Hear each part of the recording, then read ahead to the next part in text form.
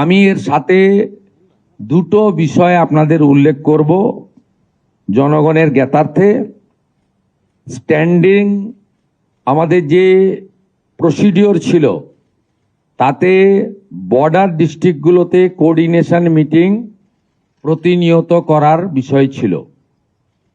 দীর্ঘ কয়েক বছর ধরে পশ্চিমবঙ্গে বর্ডারে ডিস্ট্রিক্ট ম্যাজিস্ট্রেটদের পৌরোহিত্যে যে কোঅর্ডিনেশন মিটিং, যাতে বিএসএফ, স্টেট পুলিশ, কাস্টম সহ অন্যান্য সংশ্লিষ্ট বিভাগ যেখানে থাকার কথা, একটাও মিটিং হয়নি।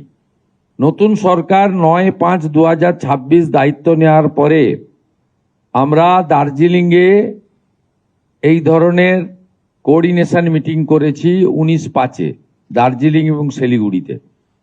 আমরা 18/5-এ করেছি জলপাইগুড়িতে। আমরা 18/5-এ করেছি কোচবিহারে। দক্ষিণ দিনাজপুরে হয়েছে 18/5-এ।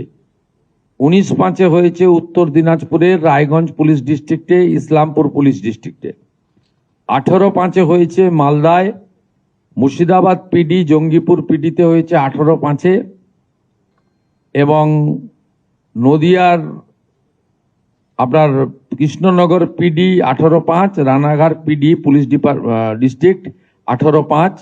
নর্থ 24 পরগনাতেও 18 তারিখ হয়েছে বনগাঁ পুলিশ ডিস্ট্রিক্টে, 19/5-এ হয়েছে বসিরহাট পুলিশ ডিস্ট্রিক্টে।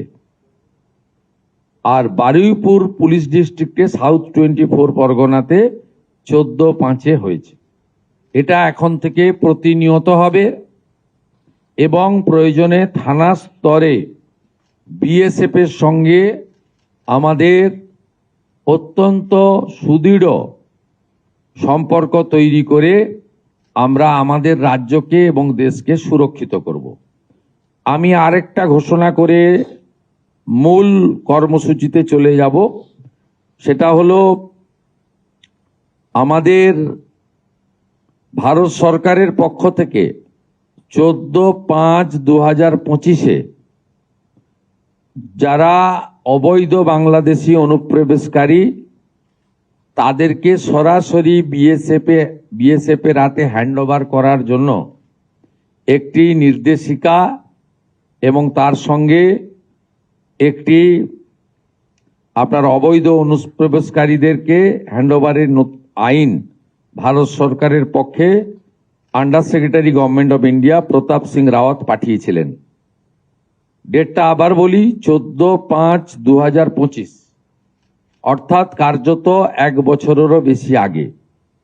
পশ্চিমবঙ্গের আগের সরকার তারা একদিকে শরণার্থীদের সিএএ দেওয়ার ক্ষেত্রে বিরোধিতা করেছে, অন্যদিকে এই গুরুত্বপূর্ণ সুযোগ বা আইন ভারত সরকার যেটা দিয়েছিলেন তাকে কাজে লাগেননি। আজ থেকে আমরা এই আইন কার্যকর করলাম।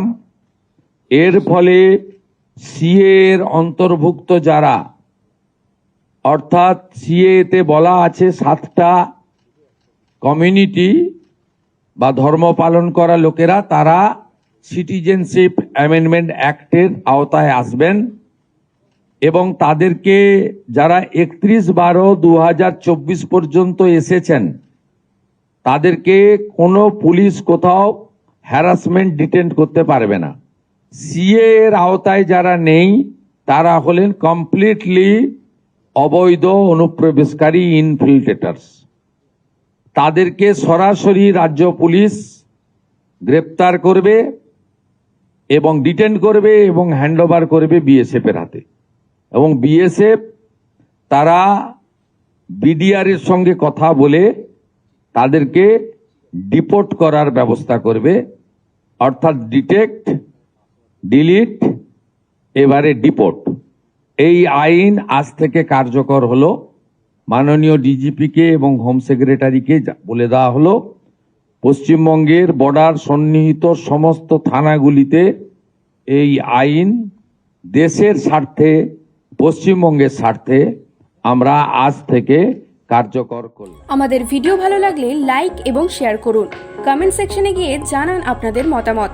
আরও ভিডিও পেতে আমাদের চ্যানেল সাবস্ক্রাইব করুন এবং প্রতি মুহূর্তে খবরের আপডেট পেতে প্রেস করুন বেল আইকন।